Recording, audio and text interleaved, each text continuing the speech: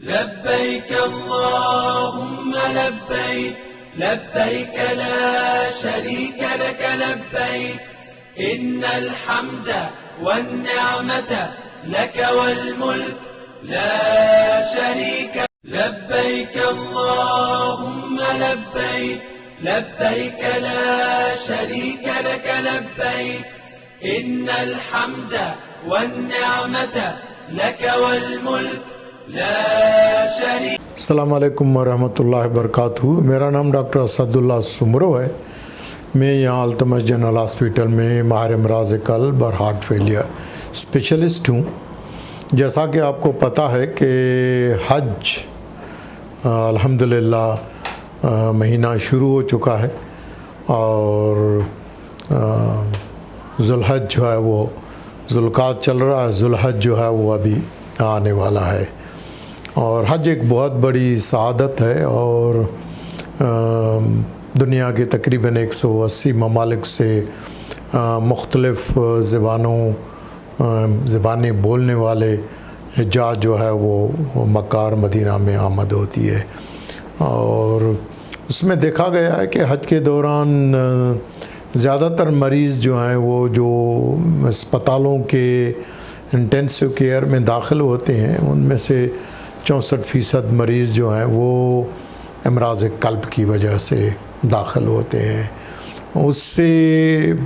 जितने भी stake holders हैं उनको अंदाज़ा होना चाहिए कि अमराज़ क़ल्ब जो हैं वो ना सिर्फ अस्पतालों में दाखिल होने की सबसे बड़ी वजह है, बल्कि ये भी देखा गया है कि उनमें से 66% जो मरीज़ हैं, 66% जो मरीज़ हैं वो अमराज़ क़ल्ब की वजह से मौत का शिकार हो जाते हैं। तो अस्पताल में दाखिल होना और अमवात की जो सबसे बड़ी वजह वो अमराज़ क़ल्ब है। लेकिन हम अभी भी उन पर इतनी ज़्यादा जितनी उस पर तवज्जो देनी चाहिए उस पर इतनी तवज्जो दे नहीं रहे हैं। यहाँ पर मैंने पब्लिक अवेयरनेस के लिए एक अपने किताब से ये 9 दायरे उठाए हैं जिसमें मैंने पब्लिक अवेयरनेस के लिए कुछ चीज़ें जो है वो कि ऐसे कौन से अवामिल हों कि जिनको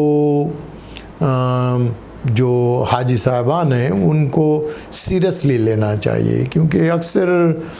मैंने वहाँ मक्का में काम करते हुए पाकिस्तानी हज्जाज को देखने का जब मौका मिला तो उसमें पता चला कि बहुत सारे हमारे हज्जाज जो हैं वो ताख़ीर से आते हैं और वो बहुत सारे ऐसे जो अमराज़ क़ल्ब के अलामात होते हैं उनको वो लाइटली ले लेते हैं। उनको समझते हैं कि ये खाने पीने की वजह से कौरमा बिरयानी खाई है तो उसकी वजह से ये जलन हो रही है, उसकी वजह से सांस की शिकायत हो रही है, बेहोशी के दौरे पड़ रहे हैं। तो लिहाजा कुछ ऐसी चीज़ें हैं जो इमरजेंसी यानी उनको इमरजेंसी के तौर पर जो है वो लेना चाहिए। उनको उन अलामात को लाइटली नहीं लेना चाहिए। उसमें सबसे पहले जो है वो मैंने मेंशन किया है कि अचानक जो सीने का दर्द है, ये जो सेंटर में दर्द उठता है, अच्छे खासे मरीज़ या कुछ मरीज़ों को पहले से अमराज़ क़ल्ब लाहिक होते हैं, वो दवाएं वगैरह खाते हैं कि इनकी एंजियोप्लास्टी या बाईपास हुआ होता है, लेकिन हज से पहले उनको कोई अलामात नहीं होते हैं। लेकिन हज की मुशक्क़त के दौरान कुछ खाने में बदपरहेज़ी हो जाती है, कुछ नींद की कमी और कुछ दवाओं में कोताही की वजह से उनको अचानक सीने में दर्द उठता है। जब अचानक सीने में दर्द उठता है तो 2-3 चीज़ों की तरफ जो है वो खुसूसन ध्यान जाना चाहिए। एक तो अंजाइना, न्यू ऑनसेट अंजाइना कि जो अंजाइना का दर्द होता है वो चलने से होता है। जब वो तवाफ़ के लिए जाते हैं या मिना से मुज़दलिफ़ा सफ़र के दौरान जो है वो चलने के दौरान जो है वो दर्द रुकने से ठीक हो जाता है। कुछ मरीज़ों का अंजाइना जो है वो रुकने के बावजूद भी रहता है या लेटे लेटे अचानक जो है वो दर्द उठता है। तो ये दोनों अंजाइना ही, क्योंकि अंजाइना और हार्ट अटैक में फ़र्क ये है कि अंजाइना का दर्द कम शिद्दत का होता है और वो 20 मिनट से कम तक 20 मिनट के अंदर ख़त्म हो जाता है। जो हार्ट अटैक का दर्द होता है वो भी सेंटर में होता है, लेकिन उसके साथ जो है वो उसकी शिद्दत थोड़ी ज़्यादा होती है और उसकी ड्यूरेशन जो है वो 20 मिनट से ज़्यादा जो है वो रहती है। और उसके साथ कुछ मरीज़ों में जो है वो ठंडे पसीने आके जिस्म ठंडा हो जाता है, तो वो हार्ट अटैक की अलामात हैं। तो लिहाजा ये दोनों जो न्यू ऑनसेट अंजाइना हैं जिनको हज के दौरान अंजाइना के अलामात हो, चाहे वो मदीना के सफ़र के दौरान हो, चाहे हज के दौरान मक्का में हज के दौरान या हज के बाद जो है वो किसी भी वक्त जो है वो किसी को कुछ भी हो सकता है। तो ये अंजाइना और हार्ट अटैक जो है ये दो अहम वजूहात हैं सीने के दर्द की। दूसरे नंबर पर जो है वो किसी को सांस की शिकायत जो है वो भी काफ़ी कामन है। और ये सांस की जो बीमारी, ये कुछ लोगों को दिल के पुराने अमराज होते हैं और कुछ लोगों को पता होता है दिल के वेल्स ख़राब हैं, शरियाने बंद हैं, पुराना हार्ट अटैक हुआ है, लेकिन हज से पहले उनको दवाएं खाकर और उनको अलामात नहीं होते हैं। लेकिन हज की मुशक्क़त और बाकी अवामिल की वजह से, ख़ास करके खाने में बदपरहेज़ी, दवाएं प्रॉपर तरीके से नहीं खाते, तो जिसकी वजह से उनका सांस जो है वो या तो जो पुराना सांस है क्रॉनिक वो बिगड़ जाके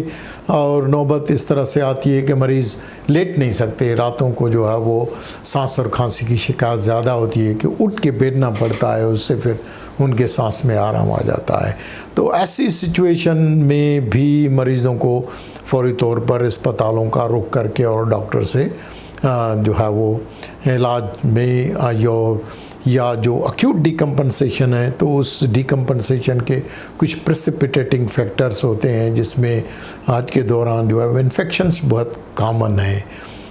तो लिहाजा इन चीज़ों का, बीमारी और जो प्रेसिपिटेटिंग फैक्टर्स, दोनों का इलाज करने से उनके हार्ट फेलियर के अलामात जो हैं वो बेहतर हो सकते हैं। दूसरा, पहली दफ़ा सांस होता है, इससे पहले जो मरीज़ होते हैं उनको हज से पहले उनको ना तो हार्ट फेलियर के अलामात होते हैं, ना तो हार्ट फेलियर के बारे में उनको पता होता है, लेकिन पुराने उनको अमराज होते हैं तो, लेकिन वो मख्फी होते हैं। और हज के दौरान जो है वो फिर अचानक उनको सांस की शिकायत हो जाती है, तो उसको हम डी नोवो हार्ट फेलियर कहते हैं। तो ये दोनों जो अक्यूट हार्ट फेलियर की कैफियत हैं, इन दोनों में अस्पतालों में जाना चाहिए, ताख़ीर नहीं करना चाहिए, क्योंकि ताख़ीर करने से जो है वो मरीज़ मौत का शिकार हो सकते हैं या डिसेबल हो सकते हैं, हज करने के काबिल नहीं रहते हैं। तीसरे नंबर पर जो है वो कुछ मरीज़ जो हैं वो उनको अमराज़ क़ल्ब तो पुराने होते हैं या अमराज़ क़ल्ब पुराने होते हैं, लेकिन मरीज़ों को पता नहीं होता है उन चीज़ों का, और फिर अचानक जो है वो चलते फिरते या जिस बिल्डिंग में, होटल में रहते हैं या हज के सफ़र के दौरान या कहीं भी मार्केट में, बाज़ार में घूमते फिरते अचानक मरीज़ जो है वो चक्कर आके बेहोशी का दौरा पड़ता है और गिर जाते हैं। जब उनको कोई देखता हुआ होता है, तो क्योंकि ज़्यादातर इस किस्म के जो इवेंट्स होते हैं वो अस्पतालों से बाहर होते हैं हज के दौरान, जब अस्पतालों से बाहर होते हैं तो कोई ना कोई उनको देख रहा होता है। जब कोई देख रहा होता है तो उसको हम आई विटनेस कार्डियक अरेस्ट कहते हैं। चुनांचे वो अस्पताल के बाहर होता है तो उसको हम out of the hospital cardiac arrest कहते हैं। तो वो जो कार्डियक अरेस्ट होते हैं वो इन हॉस्पिटल या अस्पताल के अंदर या जिसको कोई नहीं देखता तो उनसे थोड़ा सा मुख्तलिफ होते हैं। तो लिहाजा दोनों में फ़र्क मालूम होना जो है वो ज़रूरी है। उसमें ये होता है कि मरीज़ जो है वो अचानक बेहोश हो जाता है और जो तरबियत याफ्ता लोग होते हैं तो वो फिर उनको एग्ज़ामिन करके चेक करते हैं, यहाँ से तो उनकी नब्ज़ नहीं चलती, इसको हम कैरोटिड पल्स कहते हैं, तो उनकी नब्ज़ नहीं चलती। और जब सांस को देखा जाता है, नॉर्मली जब मरीज़ सांस लेता है तो उसकी छाती जो है मूव करती है, और जो इनको कार्डियक अरेस्ट होता है तो फिर उनकी छाती जो है मूव नहीं करती है। तो ये बेहोशी, नब्ज़ जो है वो बिल्कुल बंद हो जाए और मरीज़ सांस लेना जो है वो बंद हो जाए, तो ये तीनों अलामात जो हैं वो कार्डियक अरेस्ट यानी जिसको हरकत कल्ब की बंदिश कहते हैं, उसमें हमें 7 से 10 मिनट तक का टाइम होता है। अगर 7 से 10 मिनट के अंदर कुछ किया जाए तो मरीज़ रूबे साहत होके अस्पताल तक जो है वो पहुंच जाते हैं, और अस्पताल में फिर ईसीजी करके पता चलता है कि किसी को हार्ट अटैक हुआ है या किसी को हार्ट का मसल जो है वो गोश कमज़ोरी की वजह से कार्डियक अरेस्ट होता है। तो उसका इलाज करने से अक्सर मरीज़ जो है रूबे साहत होके हज करने के काबिल हो जाते हैं।